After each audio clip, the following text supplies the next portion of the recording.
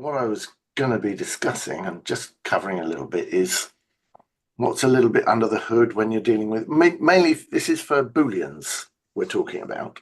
But I wanted, before we get into that too much, I want to go through some of the basics. When you have, if I look at this, if we look at the column A, these are the various different bits that you've got in a 32-bit value. We're talking about essentially an integer. This is a, no, it's not, it's a long. This is a long in 32-bit and in 64-bit. I haven't covered here what happens in 64-bit, mainly because it's just too bloody wide. I wouldn't fit it on the screen. So there we have the number of bits, 0 to 31. Right.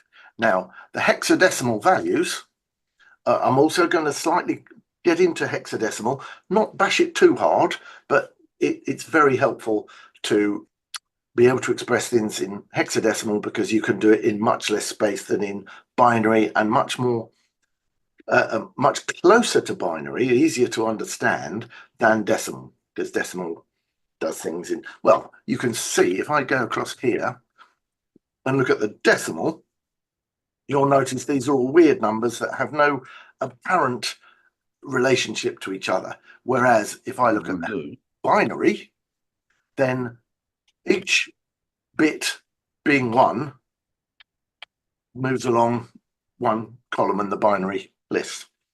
Okay, in hexadecimal, that same stuff, you'll notice that there are only 4 different values, excuse me, covered for each of these, and they all go in different columns, etc.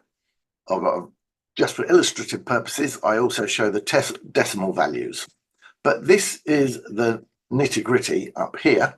By the way, before we go much further, let me just look at the key values, or the key, if you like, is that false is the value 0.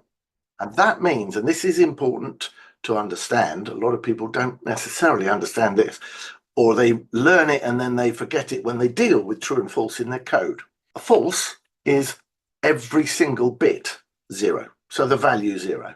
Whereas true, false is simple enough.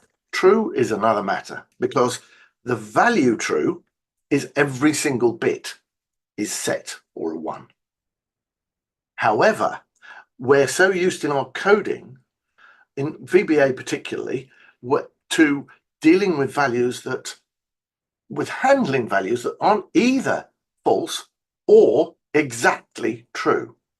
And they will always be treated as if they're true when you say if result of this calculation.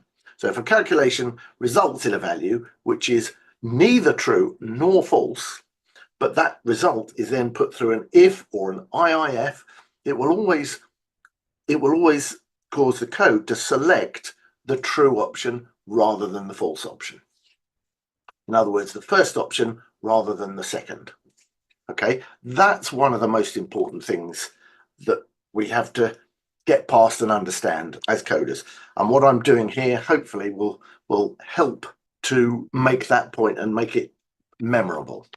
The values, the hexadecimal values, the hexadecimal digits, I should say, that is a number system based on the base of 16. So same as base 10 up to 9, and then we have to add these extra ones, A, B, C, D, E, F, to go up to 16. And then, of course, once you add 1 to F, you get 0 and 1 extra in the next column to the left. Same as every other numbering system. But this is a reference here so that if you're looking at anything else or I'm showing something and it isn't clear, then that hopefully will help you to translate what's going on, what I'm saying. So we start with a bitwise and.